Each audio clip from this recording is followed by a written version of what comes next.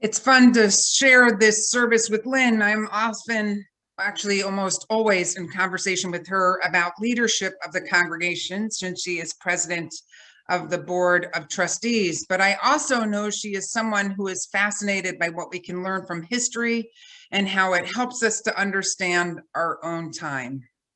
I also want to express my gratitude for people who study history and who are able to construct an image of what a specific period of time was like.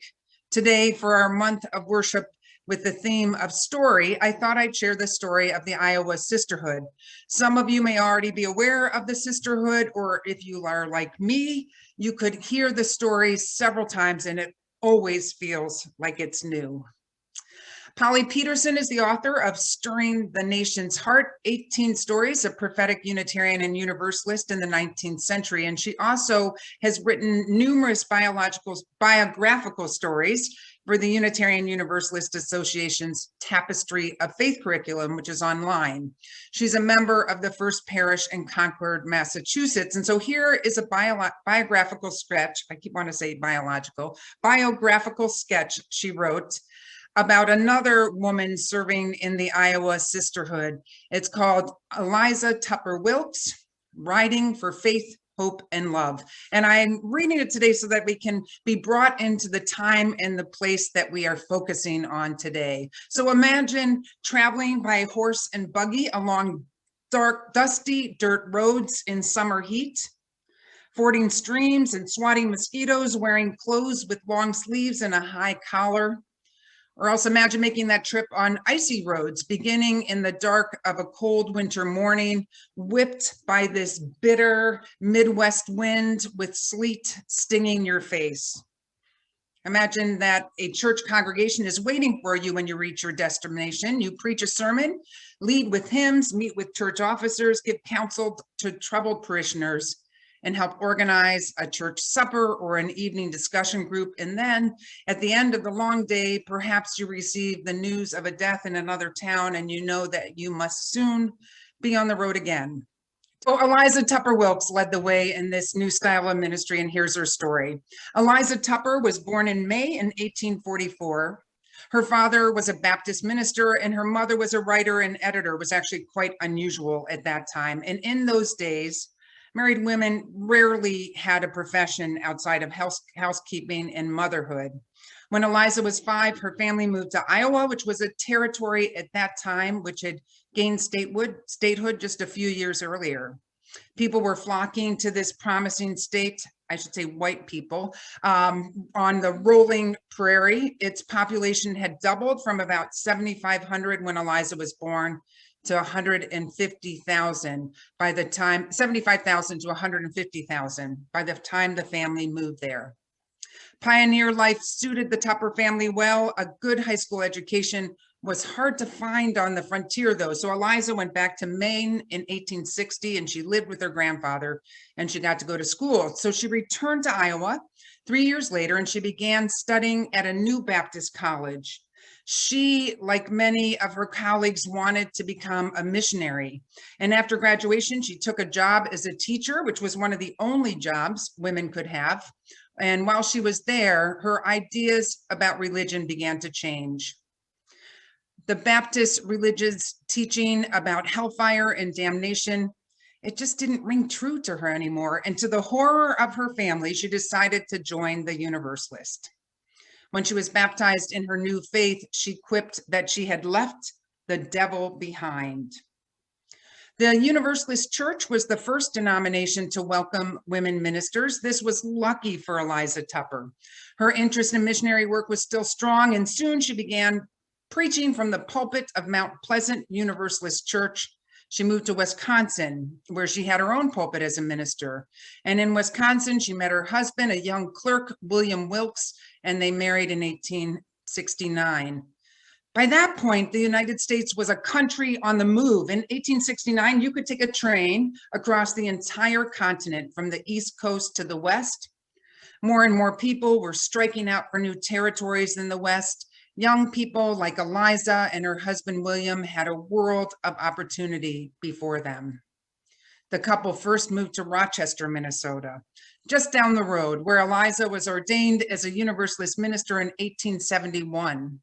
She served as minister there for 3 years, and then her family had a short stint in Colorado, but the height of that area wasn't good for her health, so they returned again to the Midwest and traveled to the Dakota Territory and settled in the town of Sioux Falls.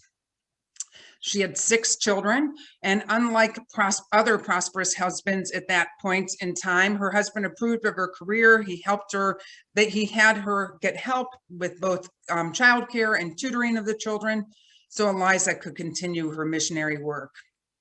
She, like many of the women of her time, were interested in many kinds of social reform, but she dedicated most of her life to establishment of new churches.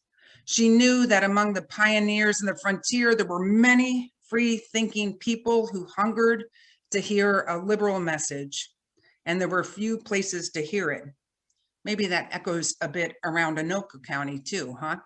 So from her home base in Sioux Falls, Eliza organized 7 churches in South Dakota, Iowa, and Minnesota. Her plan was to turn each one over after she established it, but ministers were in short supply. She often needed to serve 2 churches at once. They said that Reverend Eliza Tupperwilks spent many years on the circuit, traveling from town to town, ministering to as many people as she could. On Sundays, she often preached in Rock Rapids, Iowa, and in the morning, and then she would travel to Laverne, Minnesota for an afternoon service. And maybe that doesn't sound so bad right now, where traveling is quite quick on a highway, but for Eliza, it was a long and arduous journey over difficult roads. Eliza Tupperwilks was a trailblazer, but she was not alone. Other women were establishing Unitarian congregations in Iowa and surrounding states. Women's ministers encouraged other women to come into the ministry, and this sisterhood grew. They often faced people who were hostile to the idea of women in ministry, but they proved to be so effective that their congregations in the Midwest and the West quickly grew. After Eliza started a new congregation, as I mentioned, she always liked to turn it over to another minister because she believed that women from local areas were more competent as these prairie pastors than the men who might get sent out from the East Coast. The women were known to work hard and were more willing to accept the low wages that struggling homesteaders could pay. They better understood their parishioners' lives, and they were more likely to talk about things in that same way that the people they served, unlike some of the young men who would come out to the frontier fresh out of college. Along with the religious message of optimism and hope, the women ministers tended to bring comfort, sort of a more home-like quality to church meetings that attracted both men and women. And beyond their religious duties, they often organized cultural and social events that were much appreciated by people living in isolated rural areas. Eliza was delighted when Carrie Bartlett, a dedicated, young, and well-educated minister, agreed to take over the pulpit of Sioux Falls Unity Church. Eliza had founded the church, and it was where her family attended services. It said that on Sundays, when Reverend Carrie Bartlett was not in the pulpit, Eliza, or a guest minister from Iowa, the Iowa Sisterhood would preach in her place. On one Sunday, Reverend Bartlett traded pulpits with a male colleague instead, and Eliza's little daughter, Queenie, was astonished. She exclaimed in amazement, "Look, Mama, there's a man in the pulpit." That last story of Queenie is often cited by authors as they write about the Iowa Sisterhood. I love it because it demonstrates just how prevalent the women were in our ministry. They were so common in that brief period of time that a young child knew no other. I've always been amazed by the story of these determined women of faith who did whatever was needed to bring Unitarianism to the Midwest. Although the story I read today was about Eliza Tupperwilks, the founders who you were introduced to in the video of the Iowa Sisterhood were Mary Safford and Eleanor Gordon. They were at the center of this network of 21 women who served congregations in our region from the late 1800s to the early 1900s. These women had this strong, undeniable call to ministry, but their path to ministry was far from easy. They were willing to serve in location that their male peers on the East Coast refused to serve. Their ministry went against the grain of popular Christianity. It was physical, it was radical, missionary, holistic, and a determined ministry. Their leadership met the needs of communities in a way that their counterparts out east, where long, learned, intellectual sermons were the main focus and expectation of ministry.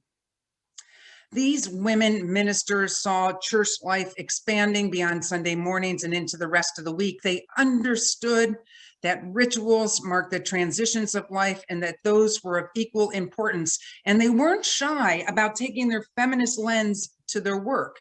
For instance, they took out the part of the wedding vows that spoke of women serving husbands because they had a strong belief that relationships worked best when there was a sense of equality. The ministers in the Iowa Sisterhood rose at a time when ministry was a profession for men and unheard of for women. The predominant Christian belief, which we came out of, was fueled by the text of 1 Corinthians, where Paul wrote, "As in all the congregations of the saints, women should remain silent in their churches. They are not allowed to speak, but must be in submission, as the law says. If they want to inquire about something, they should ask their own husbands at home, for it is disgraceful for a woman to speak in the church."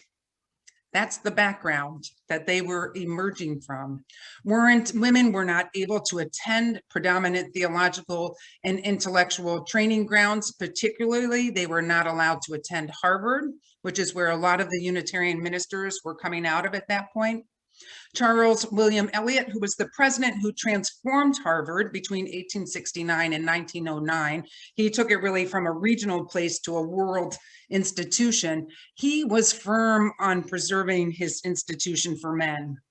He opposed the presence of women in Harvard classrooms, choosing instead to actively seek out male students regardless of their calling or their intellectualism. Harvard actually didn't admit women into their seminary until 1955. And the leadership in Unitarianism had no interest in women as well. Men filled the pulpits of all the churches in the East. But these women didn't take no for an answer, and they certainly did not believe that the words of Paul were the words of God. They were steeped in biblical criticism. They were absorbed in the writings of the Transcendentalists, who actually caused a lot of friction in the established Unitarian churches in their time. And they leaned into the writings of the Unitarian ministers who placed social action and societal change in the center of their ministries. Their theology took the edges of their Unitarian and Universalist counterparts, and they pushed them further. They were more radical and inclusive. They believed in a God who did not intervene in people's lives. They believed in human agency and in ethical responsibility. And that was how one was able to be saved, through their actions rooted in love. They took the centrality of human experience as sacred text from the Transcendentalist and the words of Emerson, who said, "Dare to love God without a mediator or veil." Jesus for them was understood to be a human example of principled living, not set apart. His actions were equally achievable by all of us. They believed in evolution, and they taught Darwinism in religious education. While one might see the phrase "salvation through Christ our Lord" on the church walls in the East Coast, the guiding words on the church walls that Mary Safford served said freedom, fellowship, character, and religion. I can see the echo of the Iowa Sisterhood's theology in our congregation today. I wish I could say that the Iowa Sisterhood's legacy was the beginning of ministry by women that expanded to where it is today, but actually this ended up being kind of a grand experiment instead. At a time when church attendance was declining, Samuel A. Eliot, who was the first president of the American Unitarian Association, the AUA, from 1900 to 1927, he doubled down on recruiting men, and he became a gatekeeper who essentially put an end to women in ministry for a period of time. His biography in the online resource, which is wonderful, which is called the Dictionary of Unitarian Universalist Biography. I don't know why that's what it's called, but that's what it is. It includes a description of his presidency. The UUA's 1896 yearbook listed 26 women ministers, but women ministers and their congregations, especially in the often raw and rapidly developing West, tended to emphasize family virtues, hospitality, and practical hands-on service to the community. Eliot saw these domestic themes as too small for an age of scientific progress and efficiency.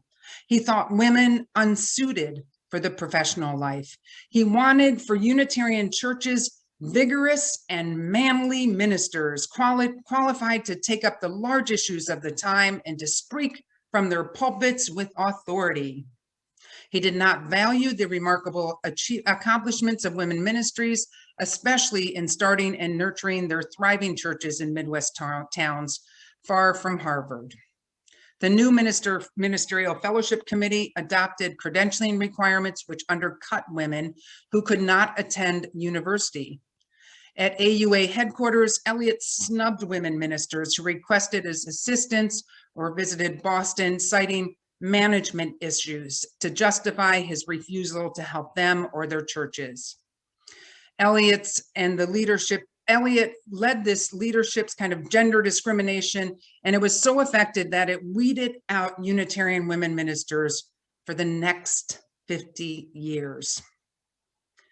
This story of the Iowa Sisterhood was lost for a long period of time, erased from the history of Unitarian Universalism for decades. It wasn't until the 1990 when Cynthia Grant Tucker's scholarly book titled The Prophetic Sisterhood, Liberal Women Ministers of the Frontier, 1880 to 1930. It wasn't until that book was written that the story of the sisterhood emerged. Now, fortunately, that book is required reading for anyone who's entering into UU ministry. It feels like at this time in our lives, we are coming to understand the role of ancestors and the impact of history in our lives, whether it's remembered or if it is hidden in our psyches. I like to think of this area of the Midwest holding the story of the Iowa Sisterhood and impacting all of us who are a part of Unitarian Universalism in this area. I like to think of children like Queenie, who saw in her youth only women in the pulpit, growing up to emulate their strength and determination in leadership and passing that on to the next generation. Certainly, the strength of the fellowship movement echoes their work, as does their emphasis on ethics and humanism. Sometimes I refer to Michael Servetus Unitarian Society as a scrappy place. We are ourselves here. We are authentic in our strengths and our weaknesses. We're humble in our need to grow and face the atrocity of our time. And although we still have a long way to go, we long to be more deeply engaged in the life of our communities, which span beyond the walls of our church. We want to be both inward and outward facing, as the Iowa Sisterhood insisted that we be. When I allow myself to become immersed in their story, the Iowa Sisterhood ground my spirit and they plant roots of faith in our Midwestern lives. I'll close with the words of Mary Safford, who speaks to our heritage. But for the loyalty to truth, the heroic sacrifice, the unfaltering devotion of those who were true to their convictions in times of the past, you and I would not enjoy today that religious history, which is our priceless heritage. We must realize our debt to the past, our debt to that we cannot face save being true and helpful in the present. Obey your heavenly vision. Be loyal to the truth you see. Bravely stand on your convictions and work for the human good. Then life will grow divine. May it be so. And amen. So I don't have a particular question about the Iowa Sisterhood, but I know that their story is really quite complex, and I only have had a few minutes to speak about it. So I'm curious if there are elements of the Iowa Sisterhood story that you are familiar with that you'd like to bring forward, or if there's parts of their stories that resonate for you. Is there something that came up in the, kind of hearing about at least 3 of the women today that makes you reflect on our current congregation or on Unitarian Universalism as a whole? Linda can facilitate the conversation. Yeah, so feel free to go ahead and raise your hand. All right, I see Lynn. Go ahead and unmute yourself. I was reflecting, Laura, on how the structural barriers to women entering or staying in the ministry are similar to the barriers we see now for people of different ethnic and cultural backgrounds, for LGBTQ people. It's all about those in power trying to hang on to power and exclude others. And it's the same pattern over and over again. Thank you, Lynn. And, I really appreciate that perspective. And I believe that because we are all raised in this culture, we also become the gatekeepers sometimes, even subconsciously. And I love the fact that right now we have, as the head of the Unitarian Universalist Association, a woman. We have the person who led the Commission on Institutional Change, who was looking deeply at our denomination as being influenced by white supremacy culture. She is the one who led this commission that has written a report encouraging us to change how we structure almost every aspect of our church and our theology. So I totally agree, Lynn, and who knows let's hope we don't stop again, right? This history from unfolding.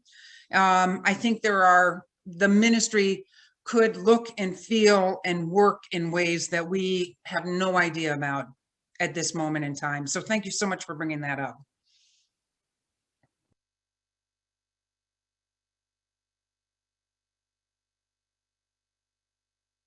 I guess that's when you said you like to learn from history as a way to think about today, huh?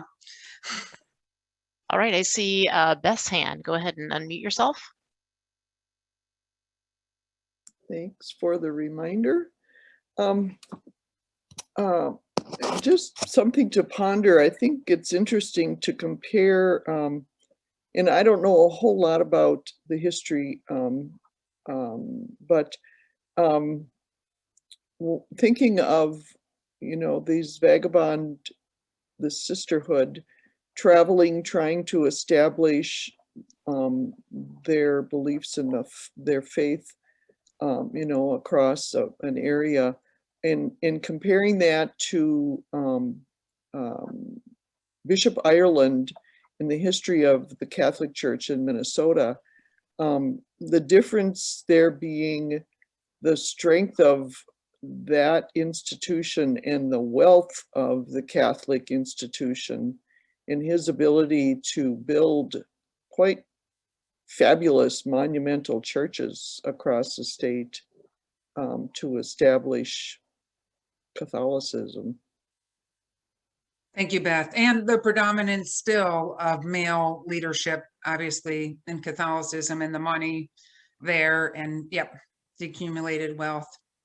Yeah, that's why I think that that sense of us being kind of a scrappy congregation makes me connect with the Iowa Sisterhood. And, they were prophetic, they were missionaries, they really continued to push and tell their story and bring their faith out into the community. So without that huge machine behind us, Beth, it seems like we, too, kind of carry that responsibility. Janice, I see your hand. Go ahead, Janice, and unmute yourself. I find it interesting and gratifying that when you look at the history of ministry in MSUS, as a lay-led community, we had a variety of speakers. When we started looking at having or hiring or covenanting with a permanent minister, it's been almost all women except for one male. And I remember thinking at the time that Dana Reynolds became our minister that it was odd, because I was so used to having a female minister. You were like Queenie, Janice. I know. That's awesome. No, it's true. The history of MSUS, I think particularly for those of you who are newer, it's very true, Janice, as you articulated. And I think really shared ministry around lay leadership as well. So yeah, absolutely. Jamie, Jamie, go ahead. Unmute yourself. Yes, it just gives me a tremendous sense of pride to know about these women and that they were in our area. And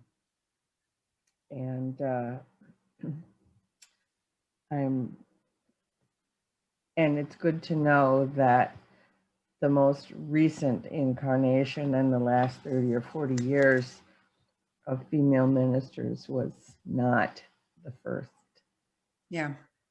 Yeah. And now, honestly, there are more women ministers in the Unitarian Universalist Association than men, and certainly more women in seminaries. So time has shifted. It always worries me, will ministry then become like teaching or other professions where it's seen as more a female profession or calling than male? But we will see, right? The future is still to be determined. I think unless, Linda, you see anybody else, we will move on. I just have Kathy, I think, had one. Okay. Oh, Kathy. good. Kathy. Just an observation. Even though we have a majority of our ministers are women, when we look at our largest congregations, those tend to be male-led. There aren't very many women who are heading their congregations whose memberships are over 1,000.